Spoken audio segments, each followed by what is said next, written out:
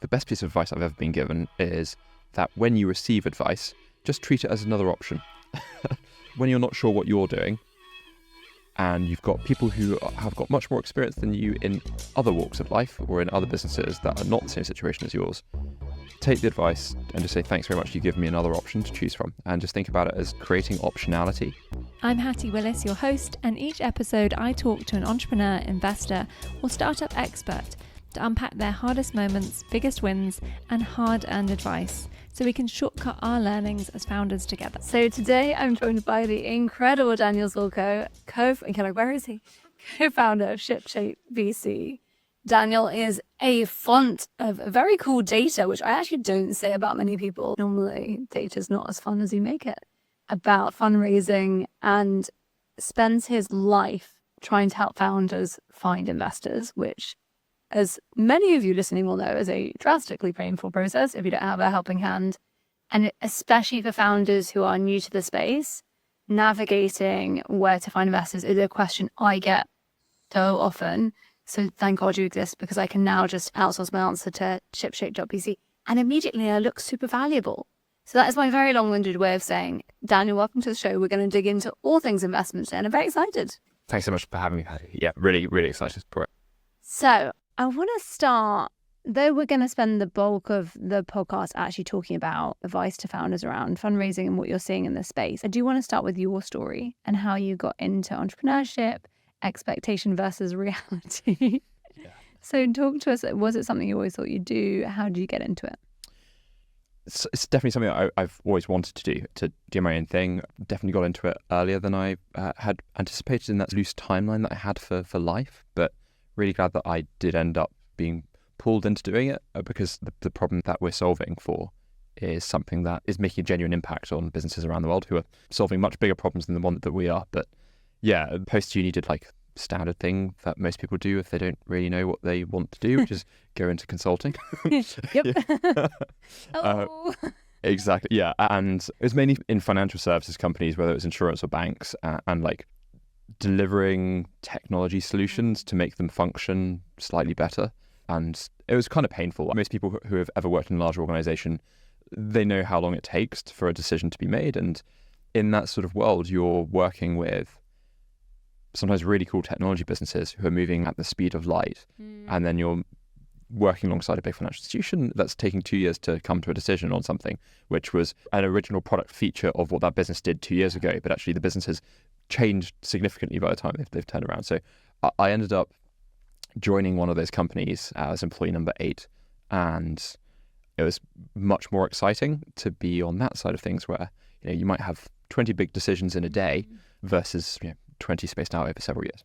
And I think it's also helpful probably to have done the other side, so you can tell them, hey, don't waste your time on these guys. They're going to take this on. Because I think the startups, understandably, they go and speak to a corporate. I mean, we were even talking about it from our own point of view, still we sell to corporates, and you get, so this could be game changing. I want to believe it. But actually, once you've seen the other side, hey, minimum 6-month sale process, and that's on a great day. And as you say, normally it's 2 years. Just this week, we've closed a deal with a big UK financial institution. That conversation's been going for probably about 2.5 years. Yeah, and I think for founders, I actually once ran a workshop for a very large aircraft manufacturer. Yeah. And they were really interested in how do we work with startups better as a procurement team. And I ran an exercise to basically expose them to all the pains of being a startup trying to get into a procurement team. They didn't enjoy the exercise because it really forced them through the same empathy of being a founder trying to get it through. But in 60 minutes, I think they suddenly realized just how brutal they could be to deal with if you are on a time crunch as a founder. And so I think it's really good if you can get more people speaking to founders who understand that. Access to money, whether that's ideally revenue, sometimes it's capital for investment. It's so important. And whatever you can do to reduce the time to that arriving makes all the difference in the world to businesses that are very often going month to month, living hand to mouth. And often I think it's about having like a sales strategy that has, if you're an early stage startup, some SMEs thrown in there if you can, for instance, where they're going to be much lower tickets, right? Quicker cash, less decision makers, quicker to implement. Yeah, I think that empathy piece is so important, and definitely one of the things that we learnt the hard way around how we price and when we charge and what gets delivered before or after payment has occurred. And so we flipped everything around so that we always get paid first and then we start delivering after. And that, from a cash rate perspective, it's pretty cool. And I think founders are afraid to take that step. Maybe let's then just quickly explain for those who I haven't already recommended ShipShape to what it is and how the business model works. Because from a founder perspective, you get it for free, but there's a way that you're able to fund giving it to founders for free. Yeah, exactly. So yeah, we actually started off charging founders. So we built the first version of ShipShape, which is a search engine that aggregates data from around the world, around the web, on funds and the types of businesses that they're investing in and the types of businesses that they're interested in investing in the future. And we basically aggregate that data and we make it free for founders to search through so they can identify which investors they should be having on their hit list to build meaningful relationships. Long gone are the days of spray and pray. Yeah. Investors really value thoughtful outreach in the same way that your sales prospects do. You're selling your equity essentially rather than your product. We charged founders initially, and that's not what we wanted to do, but we were struggling to find other ways of monetizing. And then we actually realized that we're sitting on really interesting information about the businesses of the future who are solving really big problems. And if they're successful, they're going to be really big businesses. So how would you like to be the lawyer, the accountant, or the bank that gets to service that customer's needs? And so we thought, well, we can flip this on its head. We can enable relevant service providers to access data on companies that are planning to grow. There's no obligation, obviously, for any company to buy from any of these service providers. And very often these service providers will offer things for free, which is great because it can happen at just the right point in time for those businesses. That's how we fund the search engine being free and also investments in making it better. And I think another really interesting thing about the search engine, when I'm explaining to founders why I really rate it, is that it's much more specific. So when you talked about the spray and pray, yes, on one hand, it's investors need more tailored outreach, but also if you're going to do the tailored outreach, you don't have that much time. You have limited resource. So how are you going to hit those who are really likely to convert? And I personally think funds don't make it very easy to work out if they're the right fit on their websites, right? So you can search for fintech funds, but are they interested in consumer finance? Are they interested in the rails of finance? Where do they want to play? And so one of the things that ShipShape does is to kind of actually scrape what are the people who are at these organizations writing about? What are they posting about? And that gives, I think, a really interesting flavor of like, these are the trends that they're really into. And the other thing I think that does, because I often say to founders, let's say you're going to reach out to a VC. Ideally, you want to find the person who's going to champion you within that VC, right? So if, Ted is at the VC and he's really interested in, funding cryptocurrency, but Sandra is at the VC and she loves funding female founders, I should probably personally go to Sandra rather than Ted, right? And there's a mass simplification, but actually being able to get that data on which of the funds that really have people in them, I think this is the thing founders don't understand. Even if a fund has raised money, there are people taking the deals to the IC. Yep.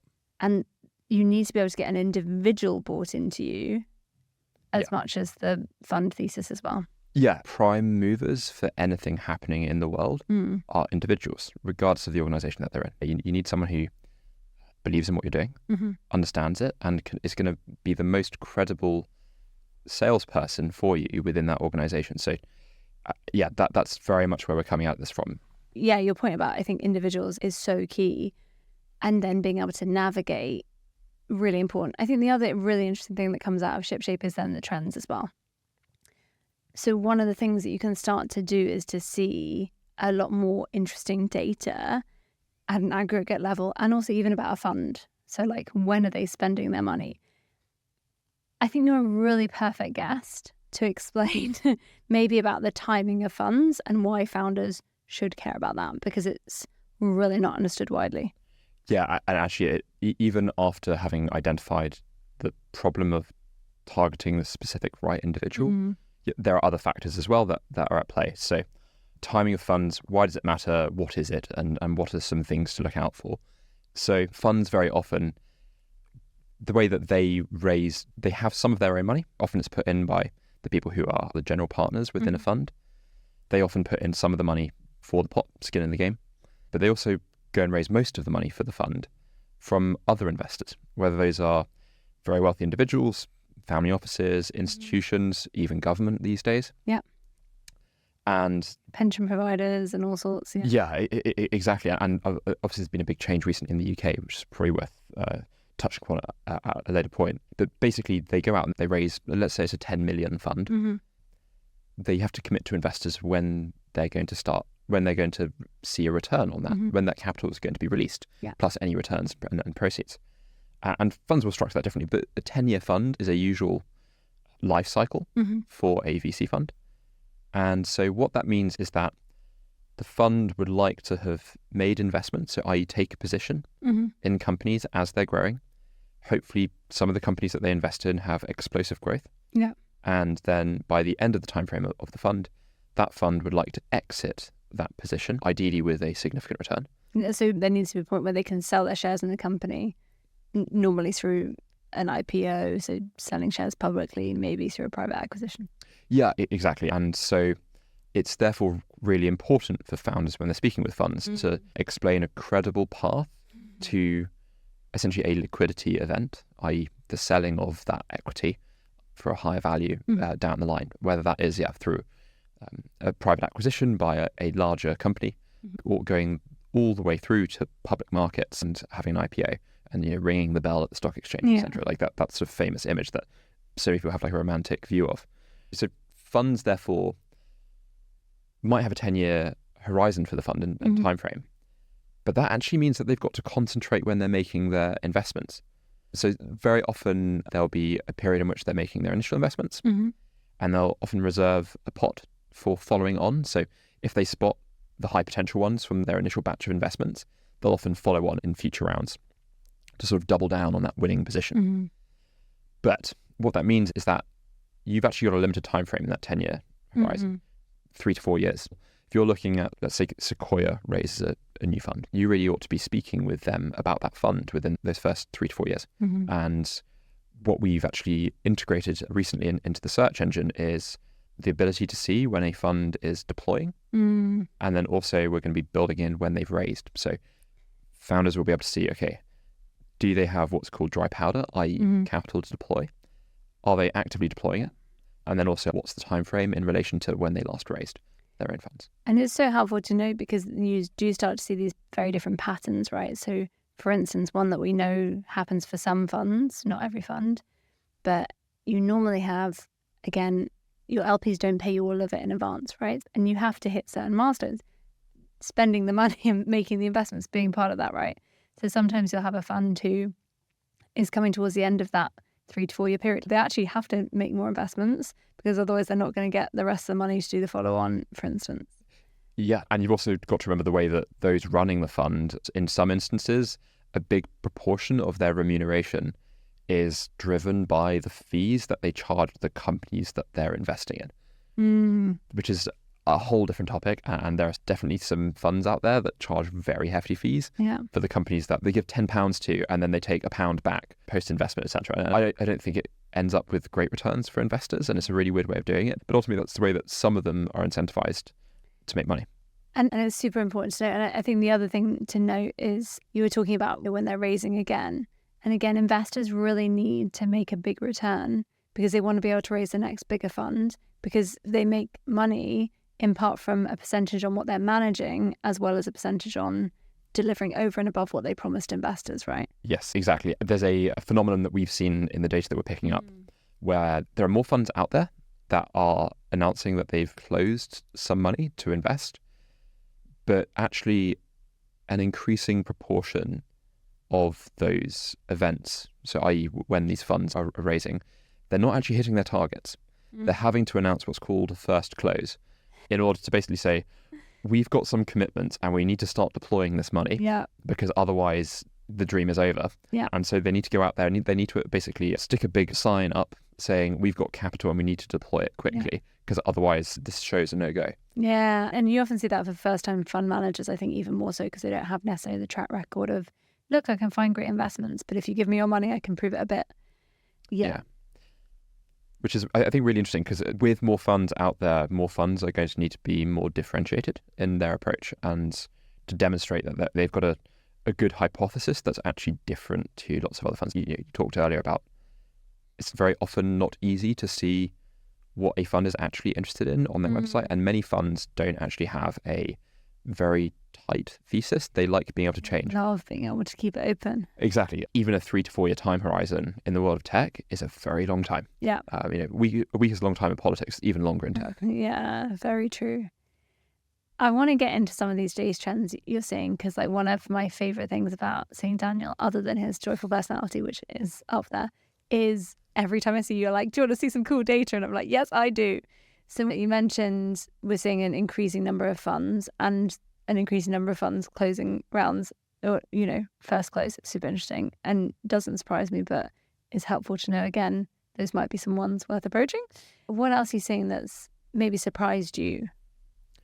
One of the more interesting data points that I've been digging into recently is actually around how much dilution founders are anticipating having from different parts of the UK, which is a big reason why we started. That's so interesting. I don't know this one, too. This is new for me. Yeah, I thought I'd save it. Yeah. Oh. And we just I ate my lunch before this, and Daniel held on to this nugget. Tell me. One of the reasons why we started the company was I was in South Wales in lockdown, and there were some brilliant tech-driven responses to the problems that COVID had caused. Whether those were distribution networks of taking food from farm to fork, or local pharmacy delivery services that helped those who were vulnerable receiving much needed medication without exposing them to potentially life-threatening illness. And it was really obvious, one, that like with much of the UK and much of the world, areas with high levels of human capital without access to financial capital, or at least without much access to financial capital. And so one of the reasons why the search engine exists and why it's free is because we want to enable people wherever they are in the world to identify which investors elsewhere in the world are interested in what they're building and the problem that they're solving. Yeah. And sort of trying to make that globe almost a village. That's sort of big part of it. But actually what we're seeing in our data is the reverse of that too, in the sense that when we look at, for example, founders in places like Wales, regions that are dislocated from London, places like Northern Ireland, Scotland, Southwest, North of England, etc., basically anywhere outside of the Southeast and London, founders are anticipating getting significantly more diluted. And what that means is that valuations are significantly lower. So we actually looked at companies that were looking to raise between 100,000 and $1 million. And we just did a quick comparison between London, Scotland and Wales. And we'll do other data points as well. But founders in Wales anticipate having to give away nearly 20% of the company for a raise in that sort of range between 100k and $1 million. In Scotland, it was just over 17%. And in London, it was only just over 14%. That's fascinating. And I'm also so curious about the size of raise they're going for. What I often say to founders is they're going for a bit more than they need, and that's not always ideal, especially when they don't have the proof points in the network, so it's going to take a long time. They're not going to be able to raise on it. But what you definitely don't want to be doing is asking for less and giving away the same percentage, right? Or a higher percentage. Yeah, and I think, unfortunately, for founders in regions that there isn't much competition between investors for the companies, actually it leads to worse terms for those founders. And actually, I think in the long run for the investors too, because the company can't actually then go and raise the capital that it needs. And also somewhere like Wales, for example, if that business has got more equity to sell in the future and, obviously dependent on them hitting metrics and getting the traction that they need, they could be potentially going and raising significant rounds in the United States and potentially deploying a lot of that capital locally, generating high quality jobs, the skill set, and generating that sort of virtuous feedback loop. But the problem is that if you've got very little of the company left to sell, your other investors in major markets, whether that's London, San Fran, New York, will look at the company and think, is this a lemon? They've sold way more than an equivalent that is from New York. We feel like the founders might be less motivated because they own much less of it. And then that runs the risk of perpetuating that cycle, which is why we think it's so important to maximize the number of interested investors for a given round, because it means that the founders get the best terms. And I think it's worth as well thinking as a founder, how many rounds are you going to need? And out of 1 or 2 for luck. Because, okay, I'm going to give up, let's say 20% of my company. I've still got 80%. Okay, but you're going to have another round, another round, another round. And you are going to get what we call diluted, which basically means that you own a smaller percentage of the shares over each of those rounds of investment. The new shares have to be coming from somewhere, right?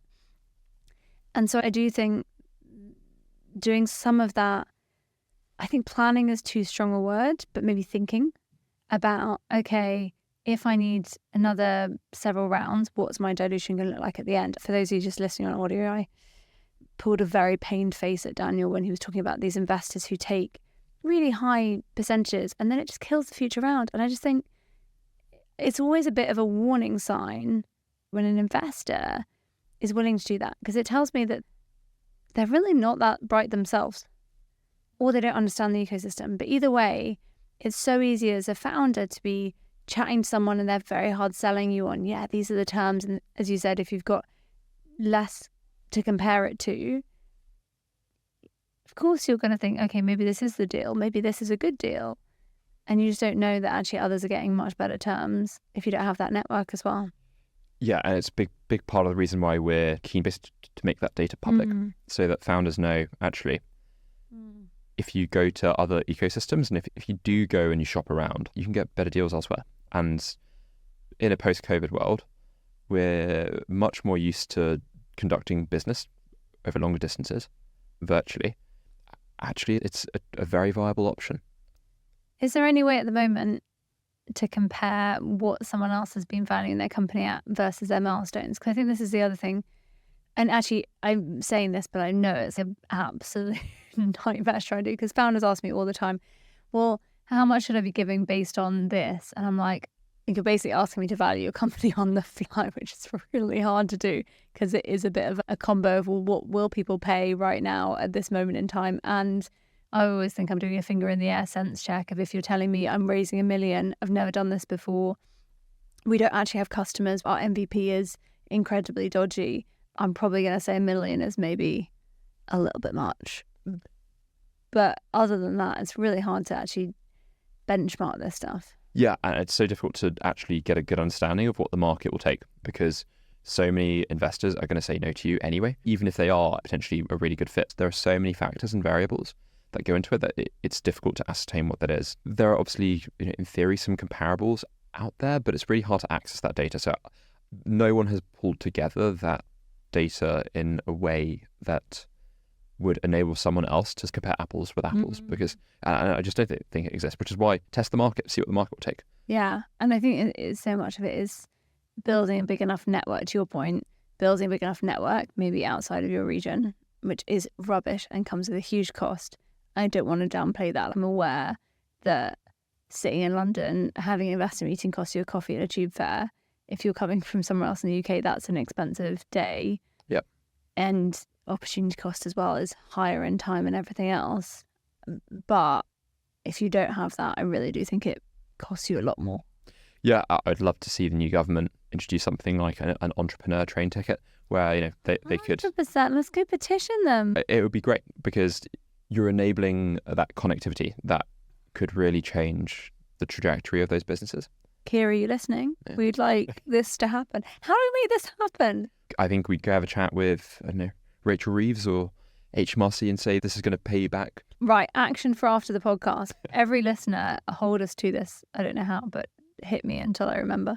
We'll make something happen. I know a few people who've been on a few women in entrepreneurship working groups with government, last government, so maybe they'll get invited back and we can sneak this in. That would be great. I think it's one of the best things that we could do to build out that connectivity. And if the new government is going to be leaning into levelling up and trying to get better outcomes in regions outside of London, this is, I think, one of the best ways of doing it, because Yeah. all of our transport network is built around sort of a hub and spoke where London is the hub. Yeah. Just make it easier for people to get there. Yeah. I know you've moved into the angel space as well as VC, and I'm a big fan of more angel syndicates setting up in local areas. But also right now, if you're trying to raise, it's so hard. That would be such an immediate boost.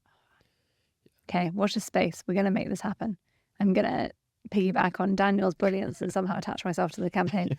Okay, so we're seeing some interesting, not surprising, but still shocking in that it's really bad, regional disparities. Anything else you've seen that has kind of been really interesting lately? There is, I think, a fair bit of data around the number of markets that companies are looking to expand to. Ooh. So in order to hit the maximum sort of target addressable market, Yeah. you know that the UK is unlikely to take you as a market to unicorn status, because you just need much more revenue. I mean, deliveries. It's not possible, right? It's not quite impossible. Think about Deliveroo. Yeah. So Deliveroo, is a UK-based unicorn, and the major market is the UK, but they've got cyclists everywhere who are Did they delivering. hit a billion valuation in the UK alone? I believe that's where, the majority of their revenue has come from. So Okay, that's fine. so like, That's but interesting. But it's such. You're right. It's a business where you can very much see it, right? Yeah. Interesting.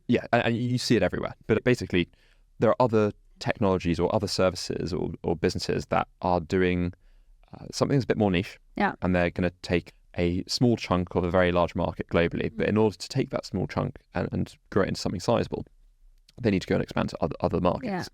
And actually, we've seen this really interesting phenomenon where companies that are really early stage think that they're going to expand to 4 or 5 major markets in the next 18 months. It's a mistake that we have made, thinking, oh yeah, we can be in the US 2 years in, and then the Middle East, and then India and Japan. And we were thinking on that level early on, because you've got rose-tinted glasses on, you still haven't yet discovered the pain. And what happens is basically those who are raising 2.5 million plus, the number of target markets drops to just over 1.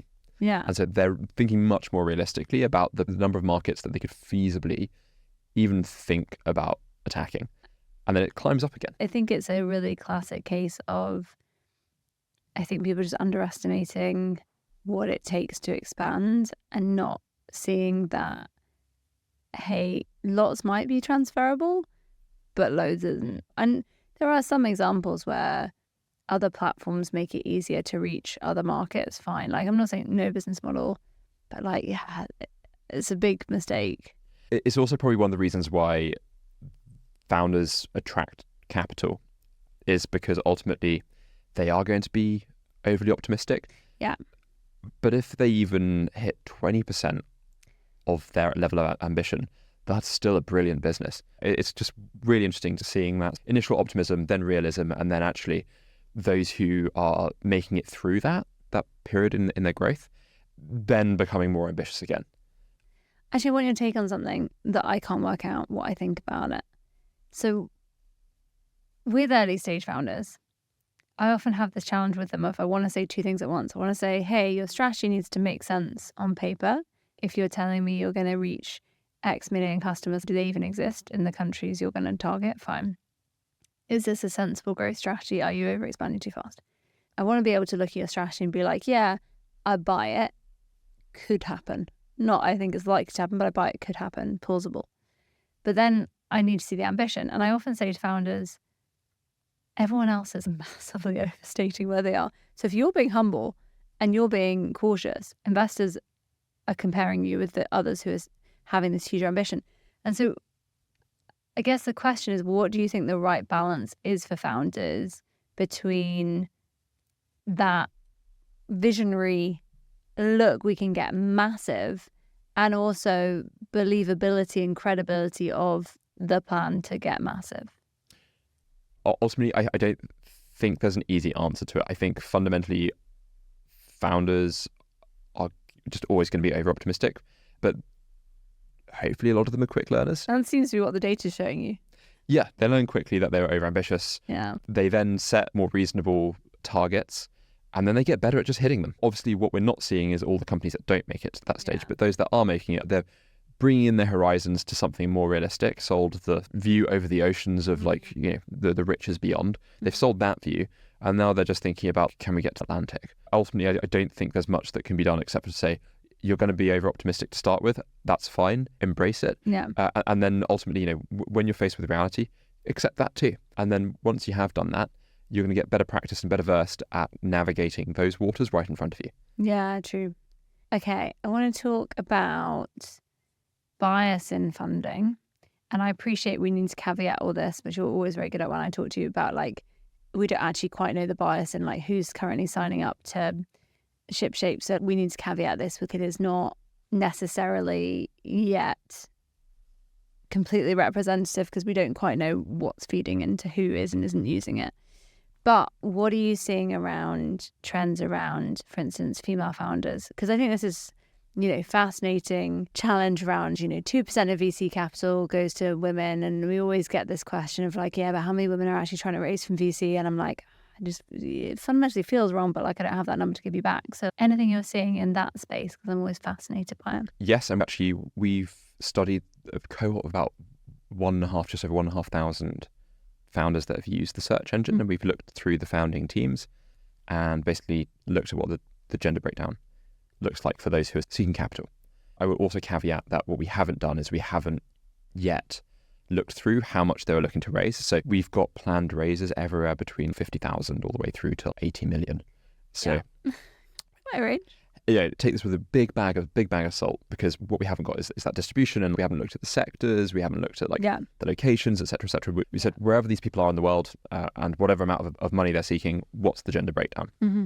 And so something like 30% of the teams that have been using ShipShape are mixed, and then just under 10% of the teams are female founded only. And I think that's a really interesting statistic because it shows one that, we would need to basically look at, okay, who's raising a VC size check? What's the proportion there? But I think it's really interesting because, and that really is where we ought to be focusing our efforts, is understanding, okay, if that's the outcome, what would we expect to be a more normalized distribution there? And obviously, like, it's up to others to be looking at what needs to be addressed and where. But I think in general, it's probably an encouraging sign. I think the proportion as well, we've seen a greater proportion of mixed teams. And obviously, we've got a sample size now of like just over 4,000 businesses. The gender mix is, I suppose, becoming more diverse. It's encouraging to see. And I think that there are good initiatives for encouraging more risk-taking in general amongst younger generations in the country. And I think that's really, really important for the UK, which has got some significant problems ahead of it, to be encouraging the risk-taking that we see from those, for example, in the US. And I want to go on to where people are thinking about funding, because it's something I'm getting asked a lot at the moment, is should I just go to the US and raise? But I think on the female founders, mixed founding teams point, I think it's also like such a system problem. It's really hard to unpick, right? Because there is discussion around how much of our attitude to risk taking is masculine versus feminine, and why are women typically more risk averse? I'm using air quotes for anyone who's asking, because I don't even know, how much is that like socialized? We know that, for instance, with VCs, from both male and female VCs, so there are far fewer female VCs, we know that those VCs are much more likely to ask risk-based questions to female founders, as opposed to the male founders, where it's much more about growth and how big can you get and potential. And so I think it's interesting. I'm super excited to keep seeing you guys play with the data, because I think in order to unpick this really muddy problem, as you say, we're going to have to go and like layer after layer after layer, like, right, we've got some initial data, looks interesting, but it's a really intersectional problem, because you're going to have, as you outlined, so much that goes into it, race of the teams, you're going to have location, it's really messy to try and say this is the causal factor and this is the result.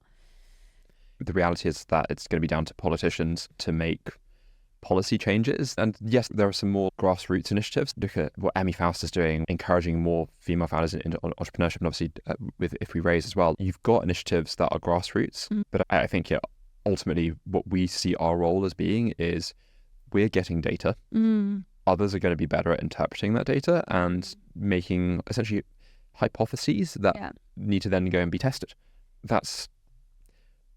If we can enable others to do that, we're happy to play that role. And I think we saw the power of data in things like the government U-turn on the minimum amount that you had to have as income to be an angel investor, for instance, right? Which has been this insane, hang on a second, we've looked at the numbers and there are parts of the UK where we will suddenly not have any female investors by this criteria because the earnings or the assets are just so high. And we know that there's a massive pay gap and a massive investment savings gap with women. So it's insane. The isolation or the stratification or the isolation of a certain asset class is kind of insane.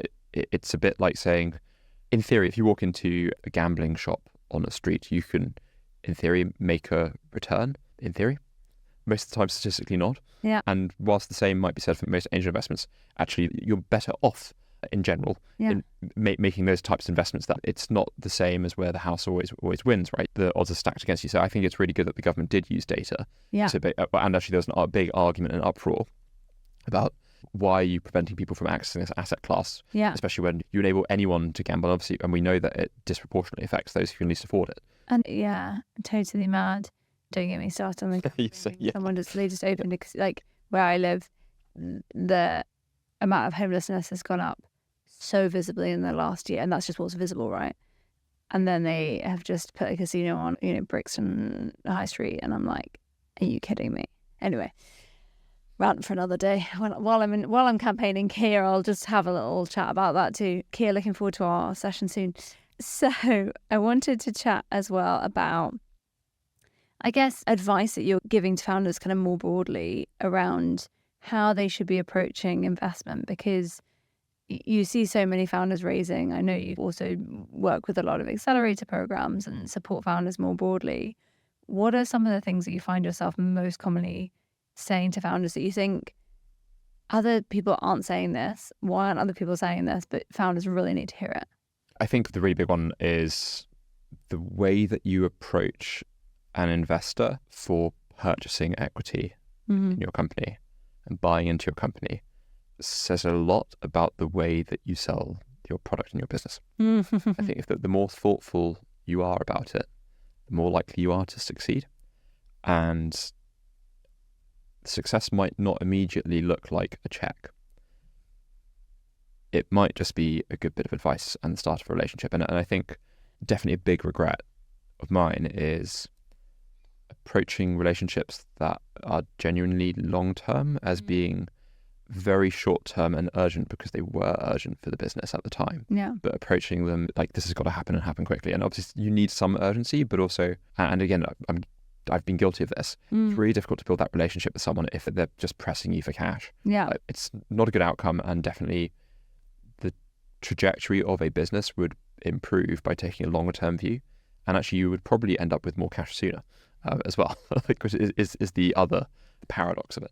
And for anyone listening to our episode now who hasn't listened to our episode with Marcus Exel, might be worth going back and listening, because there's some really common threads of actually he's an angel investor and the relationship building that comes for him. Not every angel investor, some are, I'm going to write a check today, but lots want that relationship, or at least they want to know you have that relationship with someone they have a relationship with, because it's so hard to do that trust piece early. And that does change a bit when you're going to more institutional investors, but that's his own length of process. Yeah. And again, that's the sort of thing that you need to start laying the foundations a couple of years ahead, potentially. And that's so difficult to have that time horizon and knowing where you might be or might not be by then. But ultimately, it's worth investing in those. If you can make the time, and if ultimately they can make the time for you. And I think for some people that feels, but hang on, I don't even have a business 2 years ago. But actually going and having these chats with people who are interesting in spaces, I always think of it as like, what's your informal advisory board? Down the line, you might ask them to be actually formal advisors. And I caveat this with like, I've not taken investment, and I'm not trying to pretend, oh, it'd be easy if I flipped around to everyone in my network and went invest. But actually, I went, and I talked about this in the episode with Marcus, I went and chatted to Marcus before I had an idea. I just went and picked his brains And off the back of that, he has become an informal advisor for several years now on what we've been doing, and a massive supporter and introducer. And I think people underestimate what going and not asking for something in the early days of or not asking for a check the difference that can make.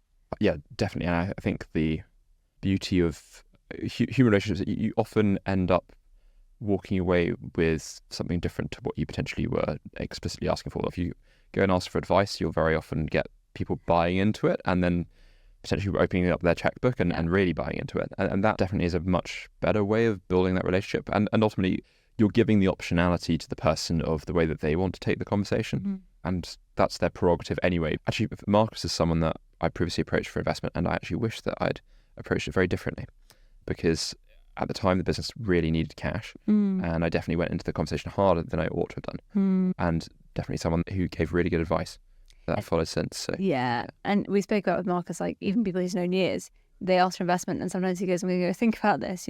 He's a deliberator, and I think it's worth knowing as well that different categories exist. You will also get the kind of, I've had friends who've had someone say no, they've then had someone else say yes, and then the person who said no hears about the investment for the person who said yes and goes, oh, hang on, if they're in, I'm in. To your point, you can't know these hyperconnectors, and the hyperconnectors, I think, the ones who get you the yes ultimately and not transaction. I think never underestimate the power of saying at the end of a call, is there anything I can do to help you? Is there anyone you're interested in speaking to? Anyone that'd be helpful to speak to? What kinds of chats have you had lately that you think, I want more of those? The amount of times I forget to ask it, and then someone will ask me and I'll go, that's like, it's such a superpower, right? It really is. And whenever someone does it, my opinion of them goes up tenfold. And also it gets you thinking like, oh, and I always have my list of asks ready now. If someone says that, I'm like, yes, please, I would like introduction. If anyone on the podcast is listening, instructions to accelerators, schools, universities, all very grateful, thank you. And corporates wanting to innovate, seriously. But yeah, coming back to the investment advice for founders and not just promoting my companies, anything else you've seen that you think founders should be aware of earlier, particularly in the earlier stages before they've got kind of people behind them? Because I think, as you said, the later you get, the more you do have this kind of hopefully supportive network around you. But in the early days, this is like navigating a maze, a bit like, for those who've, read them, navigating the Goblet of Fire maze. Like, there are things jumping out trying to kill you. It's not just a nice walk in a stately home in a weekend. Yeah, definitely not. Someone asked me once, what film does it feel like you're in? I'm stealing that for the podcast. Expect that in every episode going forward. And for me, The Revenant feels like I haven't seen it. Yeah, the Leonardo DiCaprio one where he sort of gets mauled by a bear in the wilderness and somehow survives. Like, it genuinely feels like that at times. Like, it can be that difficult at times, right? And not for everyone, but for many people, it's going to be really, really hard. And for me, the source of energy to keep going and sort of wanting to make sure that it's a success is, I just think about what my grandparents went through. My grandparents were basically imprisoned in communist Russia, in gulags in Siberia, lost plenty of siblings, etc., etc. They went through that and ended up building a very happy life for themselves and their families in the UK. And I think if they can go through that, what on earth am I doing sort of complaining about this situation? How can I really turn that into a much more positive source of energy and inspiration for, like, okay, let's get through this. Let's make sure that this doesn't happen again. And like, let's improve the situation this way. I'd say if you can find a source of inspiration in your family or someone that means a lot to you, that's a really great way of tapping into additional energy. And I think also what that touches on, which I've been thinking about a lot recently, I think as a founder, it's really easy to lose perspective because there is, as you said, an urgency to lots of things. There's your Maslow's hierarchy of needs. Financial stability is poof gone. And it takes so long to get it back. So much longer than I thought. I'm like, God. And I go through waves where I'm like, yeah, I've nailed it. And then I'm like, oh, I have not. And so I think you're in this space of it's really easy. And I realized recently, actually, podcast guest Arita often has on her Instagram these kind of, how you feeling today? And there's like two options. One's like, man, can't bother, or like, don't feel good, rah. And the others, feel amazing. And I realized I was just always writing like, meh. My attitude was getting quite negative. I ended up kind of having a bit of a chat with myself and be like, hang on, this is a choice. let's get back to some perspective. You're doing this because you want to limit stress in your life. So either this is too stressful and you need to stop because, hey, that's not what we chose it for. And you have other options. Like worst case, go get a job. That's not a bad option. Yeah. Lots of people are quite happy having jobs. You can have a job, grow up happy, real adult. But also, I think that reframing and having the perspective, and yours is obviously quite an extreme case of what they weathered is, I mean, extraordinary in lots of senses and also not extraordinary. And like lots of people are still going through mad. Yeah. And actually, there is perspective all around us right now. And it is, you don't have to go very far for a news article to find it. No.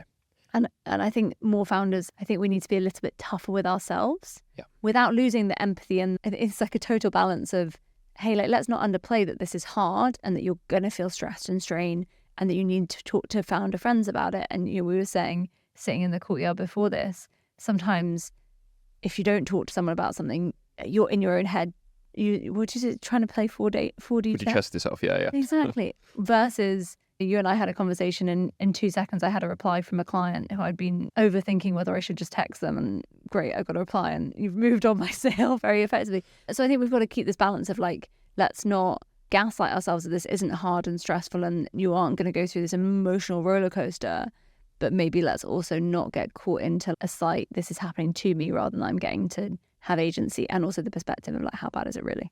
Yeah, I think that agency point is really, really important. It's initiative taking, realizing that you've got agency to change things in ways that you might not think are possible, but actually you plug away hard enough, or you think your way around a situation, you can take the initiative and you can really change not just the environment around yourself, but the environment around others. And I think that's something that actually you can be really tentative about in those early days. Yeah.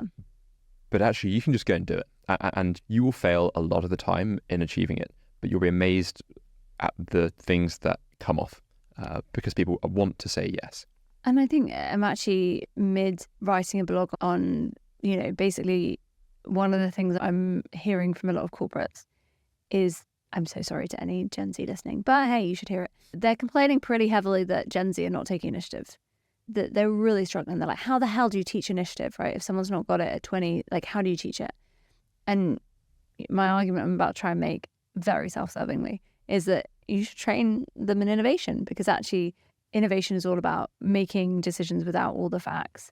It's about having the kind of confidence to test small things rather than take huge you don't want to overcommit if you're taking initiative. You want someone who can take a proportionate step, not hang on, I heard you were struggling with this, so I've now spent my entire day doing that rather than task you assign me. Not good initiative. No, indeed. I really do think with founders, one of the things I've been reflecting a lot on recently, because I've been having ADHD coaching, and my ADHD coach is brilliant at basically saying, well, okay, how can you create a small test to try and fix that? I think in the beginning I was like, mate, this is why I'm here. Like, tell me how to fix it. I want you to solve the things I find hard because of ADHD. And actually reflipping and increasingly over the weeks, I suddenly was like, oh my God, she's basically just teaching me what I teach entrepreneurs about their business. Like, okay, what's a hypothesis? Go and test it. Yep. And I think as founders, I'm definitely trying right now to do a lot more life design in the way I would do business design, right? Like, what do I want? Okay, what's a small test? With a business, I don't know about you, but I didn't expect myself to be making $1 million immediately, even if that's the end goal, right? Which is not necessarily, but imagine it was. But with personal goals, it's like, oh, I want to get fit. So immediately this week, if I'm not going to the gym every day, I'm a failure. Like, what? And so I think coming back to your point of this agency, we have more than we think, and we can go about it in different ways. Somehow, we're nearly at the end. I have 2 questions I ask every single founder. And they are, 1, what is the best piece of advice you've ever been given? I think the best piece of advice I've ever been given is that when you receive advice, just treat it as another option. When you're not sure what you're doing, and you've got people who have got much more experience than you in other walks of life or in other businesses that are not the same situation as yours, take the advice and just say, thanks very much, you give me another option to choose from. And just think about it as creating optionality. You know, the JFK and the Cuban Missile Crisis basically had lots of different people giving different ideas for how to unblock what was potentially a really dangerous. What seemed like you had like 2 cars heading towards each other and no space to swerve. I mean, talking about perspective, that was a high stress situation. Yeah, for sure. But it's the brilliance of creating that additional optionality.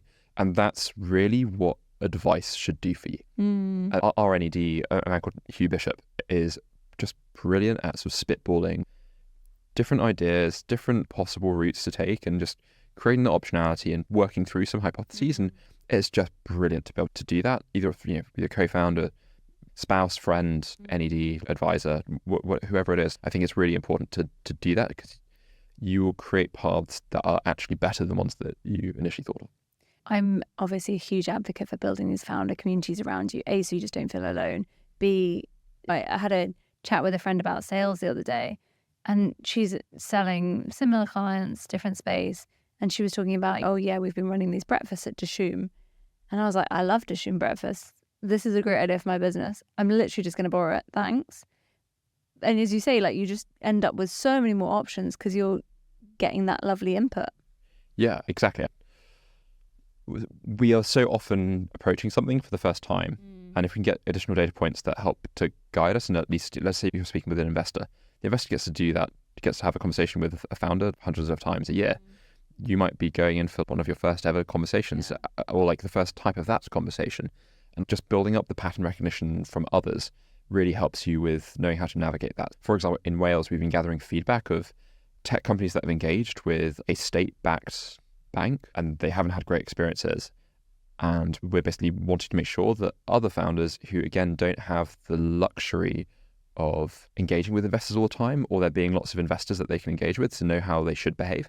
Ultimately seeing, like, enabling those founders to see what other founders have already said and what they would recommend other founders would do when they're doing that engagement. That's just about building the ability for us to sort of collectively learn from the experience of others. Love it. Final question. What is the thing you're most proud of so far?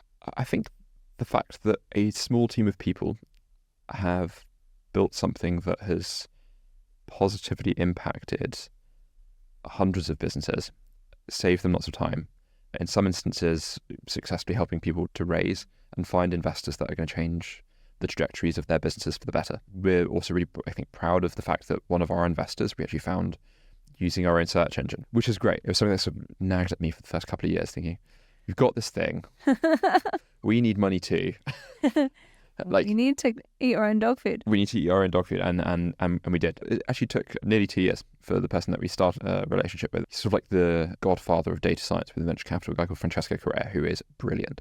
And we built a relationship because we saw that he was writing about data science and venture capital, and that he was putting that into practice at Balderton at the time. Yeah. And we engaged with him. He gave us really great product advice and feedback, built a relationship, and he ended up investing off the back of it. But again, it was about building the relationship first. Yeah. And then ultimately was invested enough personally and intellectually to think, actually, you know what, I see where this is going, and I think it's an exciting journey to be on. Love it. Such a good piece of advice to end on. Daniel, thank you so much for coming on the show. Yeah, it's been really fun. Thank you. Thank you for listening. Before you go, please do take a minute to follow so you never miss another episode. We have some incredible founders coming up. And I always love to hear what resonates with listeners. So do drop us a direct message on Instagram @NotMyFirstGuest with any moments that meant something to you, ideas for future episodes, or your own entrepreneurial stories you want to share. Until next time, happy startupping.